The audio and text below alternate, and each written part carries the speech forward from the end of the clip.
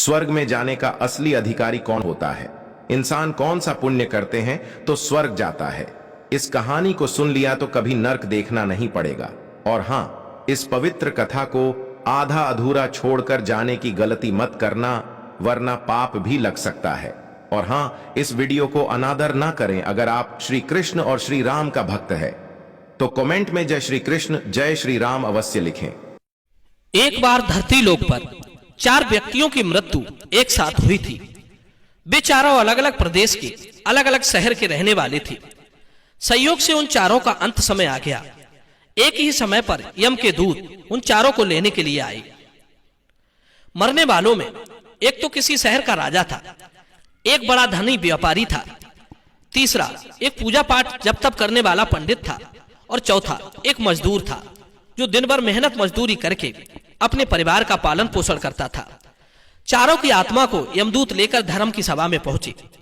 चारों उनके सम्मुख खड़े होकर ये सोच रहे थे कि कौन स्वर्ग में जाएगा और कौन नरक में। धर्मराज अभी गद्दी पर विराजमान नहीं हुए थे। उससे पहले ही वे चारों आपस में बातचीत करते हुए स्वयं को ही स्वर्ग का दावेदार ठहरा रहे थे। सबसे पहले राजा बोला कि देखो, मुझे तो धर्मराज पक्का ही स्वर्ग में भेजेंगे, क्योंकि मैं एक विश्वविख्यात राजा हूं। मैंने अपने शुभ कर्मों से धरती लोक पर अपना खूब नाम कमाया है। चारों तरफ लोग मेरे अच्छे कर्मों की चर्चा करते हैं। कभी कोई मेरे द्वार से खाली हाथ नहीं गया। जो आया मैंने उसे इतना दिया कि वो जीवन भर मेरा नाम नहीं भूल पाएगा। हर तरफ मेरे नाम का यशोगान हो रहा है।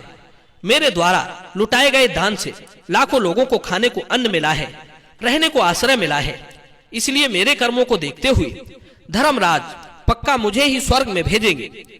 राजा की बात सुनकर वो धनवान व्यापारी कहने लगा, हे भाई, मैंने भी पृथ्वी पर रहकर खूब धन कमाया और उस धन से मैंने लाखों लोगों की सहायता की। मैंने अपनी कमाई का 11वां हिस्सा सदैव दीन दुखियों की सहायता में लगाया है। मेरे शुभ कर्म को देखते हुए धर्मराज मुझे ही स्वर्ग में भेजेंगे, ये बात मैं पहले से जानता हूं। व्यापारी की बात सुनते ही पंडित जी कहने लगे, अरे भाई, क्यों व्यर्थ की बातें करते हो? स्वर्ग में जाना कोई आसान काम नहीं है। स्वर्ग में जाने के लिए दान धर्म के साथ साथ जप तप पूजा पाठ भी करना पड़ता है। इसलिए स्वर्ग में प्रस्थान तो हम ही करेंगे, क्योंकि मैंने भगवान का खूब जप तप पूजा पाठ किया है। पूरा जीवन मेरा पूजा आराधना में बीता है।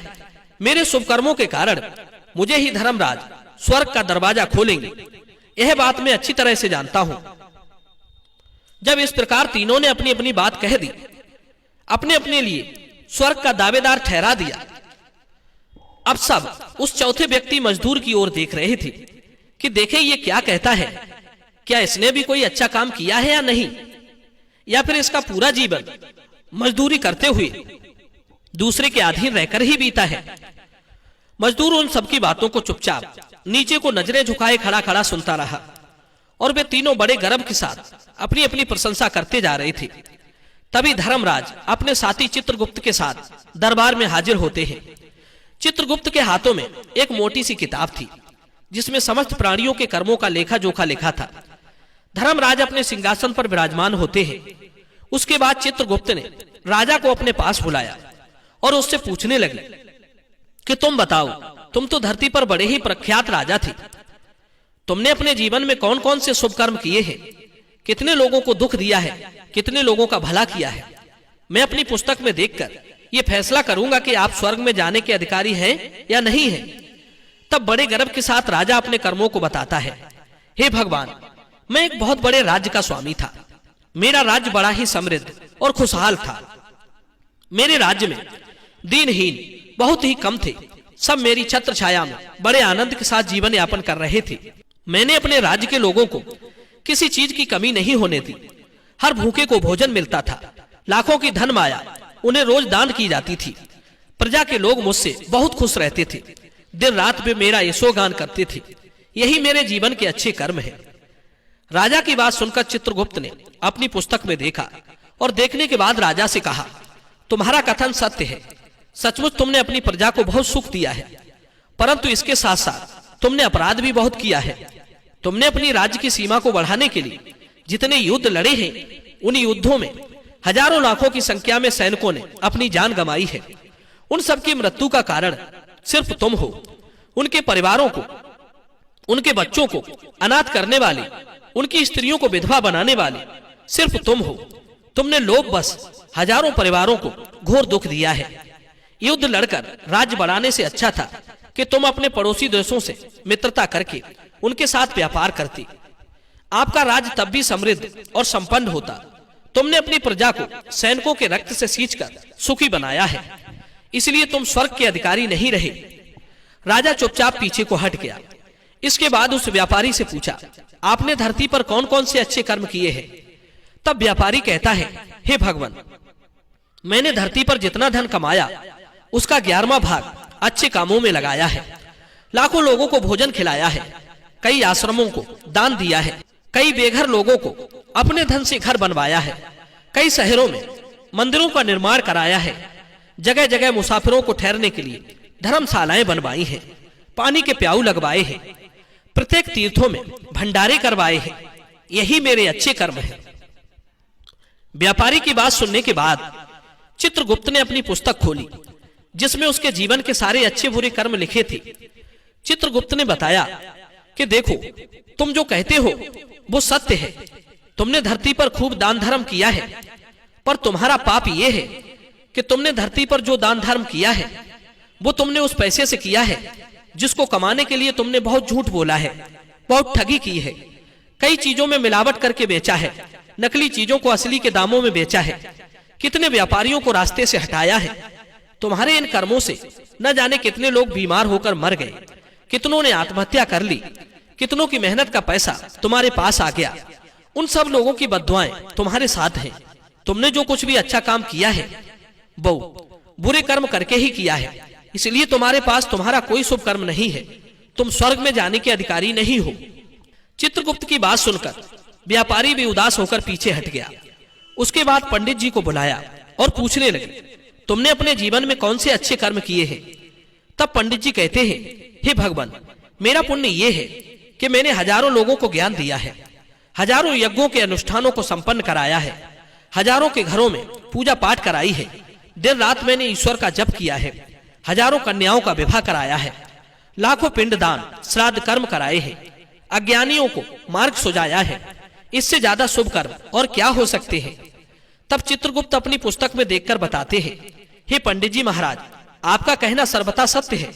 आपने वास्तव में हजारों लोगों को ज्ञान दिया है, लेकिन उस ज्ञान पर स्वयं कभी अमल नहीं किया। आपने सैकड़ों यज्ञ पूजा पाठ अनुष्ठान कराए, पर उनमें निस्वार्थ भाव से किया गया कोई कर्म नहीं था। इसलिए तुम स्वर्ग में जाने के अधिकारी नहीं हो। अब तो उदास होते हुए पंडित जी भी पीछे हट गए। अब बचा केवल मजदूर। मजदूर ये देखकर बड़ा हैरान था कि अब तक वो जिनको इतना महान समझ रहा था वे कोई भी स्वर्ग में जाने के अधिकारी नहीं रहे, तो मैं कैसे स्वर्ग में जा सकूंगा? मुझे तो स्वर्ग की कल्पना भी नहीं करनी चाहिए, क्योंकि मैं तो कभी पूजा पाठ जब तप यज्ञ दान करने के लायक ही नहीं था, तो शुभ कर्म कहां से करता? मैं तो मेहनत मजदूरी करके सारे जीवन अपने परिवार को पालता रहा, शुभ कर्म कहां से करता? मजदूर ये सब सोच ही रहा था। इतने में चित्रगुप्त ने उससे भी आवाज लगाई और उससे पूछा, हे मजदूर भाई, और उससे भी पूछा। तो मजदूर पहले ही कहने लगा, भगवान, मैंने धरती पर एक गरीब घर में जन्म लिया। यज्ञ दान हवन पूजा पाठ करने के मैं लायक नहीं था। मैं शुभ कर्म कहां से करता? मुझे तो अपने परिवार का भरण पोषण ही कर पाया। मैं जानता हूं भगवान कि मैं स्वर्ग जाने का अधिकारी नहीं हूं।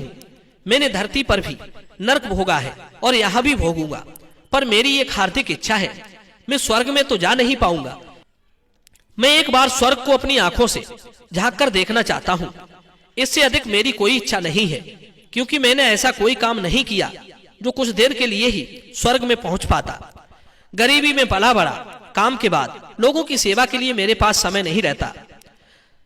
बचा हुआ समय मैं अपने बूढ़े माँ बाप की सेवा में लगा देता था। उनके लिए औषधि पीसता था, उन्हें खिलाता पिलाता था, उनके वस्त्र बदलता था, उन्हें नहलाता धुलाता था। यही मेरी दिनचर्या थी। मुझे तो मंदिर जाने का भी समय नहीं मिल पाया। मजदूर की बात सुनकर चित्रगुप्त ने अपनी पुस्तक में देखकर पूछा, हे मानव, तुम ध्यान करके सोचकर बताओ, तुमने कभी तो कोई शुभ कर्म किया होगा। तब मजदूर अपने पूरे जीवन काल के घटनाक्रम को याद करता है। तब उसे याद आया कि एक बार उसे बहुत तेज भूख लगी थी। वो रोटी खाने के लिए बैठा ही था कि इतने में वहां एक बहुत ही कमजोर कुत्ता टहलता हुआ आ गया, जो ठीक से चल भी नहीं पाता था। वो आकर मेरे सामने बैठ गया और मेरी रोटी को गौर से देखने लगा। मैं समझ गया कि वो कुत्ता भूखा है। मेरे अंदर से आवाज आई कि एक भूखे बेजुबान जानवर को छोड़कर तू कैसे अकेला खा सकता है। वो भी मेरे पास आकर के बैठ गया। मैंने वो रोटी स्वयं ना खाकर उस कुत्ते को खिला दी। उस दिन मैंने पूरे दिन भूखे पेट रहकर ही काम किया था। मजदूर की बात सुनकर चित्रगुप्त मुस्कुराए और उसका हाथ पकड़ करके बड़े सम्मान के साथ उसे स्वर्ग में लेकर गए और बोले, वास्तव में आप ही स्वर्ग में रहने के अधिकारी हो। आपका वो त्याग और उस मूक पशु पर दया दिखाना ही सबसे बड़ा शुभ कर्म है। मनुष्य जो भी काम निस्वार्थ भाव से करता है, वास्तविक उसका ही उसे सबसे बड़ा पुण्य मिलता है। निस्वार्थ भाव से किया गया जन कल्याण के लिए काम आपके सैकड़ों पापों को नष्ट कर देता है। लोभ, लालच, मोह और स्वार्थ के वशीभूत होकर किया गया शुभ कर्म भी फलदायी नहीं होता। इसीलिए ध्यान रहे, जीवन में अच्छे कर्म अच्छी भावना के साथ करना चाहिए। ऐसा नहीं होना चाहिए कि आपने किसी से धन छीनकर या चुराकर कमा लिया और बाद में उसी धन को शुभ कर्मों में लगा दिया। वो धन आपको कभी नरक में जाने से नहीं बचा सकता। दोस्तों, मैं उम्मीद करता हूं ये कहानी जरूर पसंद आई होगी। तो चलिए वीडियो को लाइक कीजिए और चैनल को सब्सक्राइब कीजिए। मिलते हैं आपसे अगली वीडियो में एक और चर्चा के साथ। आप सभी का बहुत बहुत धन्यवाद। जय श्री कृष्ण।